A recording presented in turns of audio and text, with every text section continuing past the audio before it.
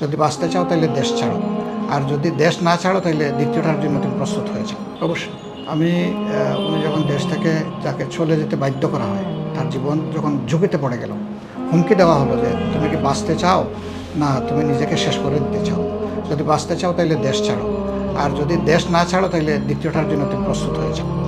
তো এরকম একটা অবস্থায় একজন নিরীহ নাগরিকের কী করার থাকে? সে তো বাধ্য হয়েই দেশ ছেড়েছে। এটা জাতির জন্য দুর্ভাগ্য।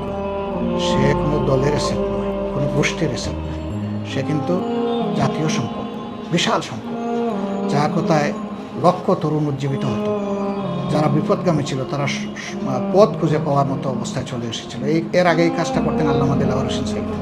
তা এই জাতির এই কণ্ঠটাকে যখন লোহার কাছায় বন্দি করে ফেলা হলো, তখন আল্লাহ তাআলা তার মতো মিজানুর রহমান আজহারের মতো একটা সম্পদের জাতিকে দান করলেন। কিন্তু কপালপোড়া জাতি এই সম্পদ থেকে বেনিফিট না দিয়ে বরঞ্চ তাকে ক্ষতিগ্রস্ত করার জন্য মারার হুমকি দিয়ে তাকে দেশ থেকে বিদায় করল। এটা খুবই দুর্ভাগ্যজনক। নিয়ে এসেছেন দেশে, হয়তো অল্প সময় থেকে আবার চলে যাবেন, আবার আসবেন। আমরা মনে করি যে এই রকম সম্পদের যারা সমাদর করে না, এই জাতি আসলে একটা দুর্ভাগা জাতি।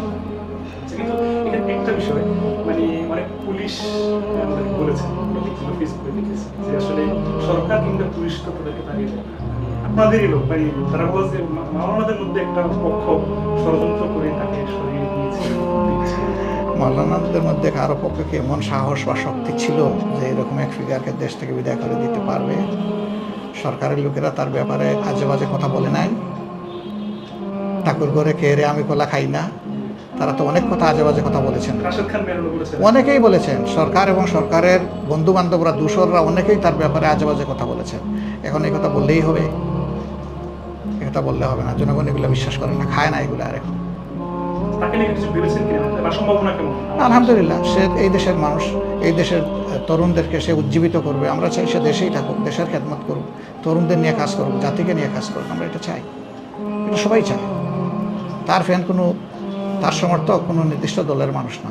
আপনার নিজস্ব নির্দিষ্ট শুনেছি, আমরা ফেসবুকে দেখেছি যে অমুসলিমরাও সেখানে কাজ করার সুযোগ পাচ্ছে। এটা আসলে আমি তাদেরকে অমুসলিম হিসেবে দেখিনি, মানুষ হিসেবে দেখেছি। তাদের যোগ্যতাকে দেখেছি, কোয়ালিটিকে দেখেছি। এই জন্যে যার যেখানে প্রাপ্য, যেটা প্রাপ্য, সেখানে প্রফেসর আছেন, বিভিন্ন লেভেলের শিক্ষক আছেন, ক্লিনিশিয়ান আছেন, টেকনিক্যাল স্টাফ আছে, নার্সিং স্টাফ আছে, তারপরে যাদেরকে চতুর্থ শ্রেণীর কর্মচারী বলা হয়, আমি চতুর্থ শ্রেণী বলি না, আমি বলি যে প্রাইমারি লেভেলের কর্মচারী যারা আছেন, সকল লেভেলে বিভিন্ন ধর্মের লোক আছেন। এখানে খ্রিস্টানরা আছেন, এখানে বৌদ্ধরা আছেন, এখানে হিন্দুরা আছেন, এখানে মুসলমানরা আছেন।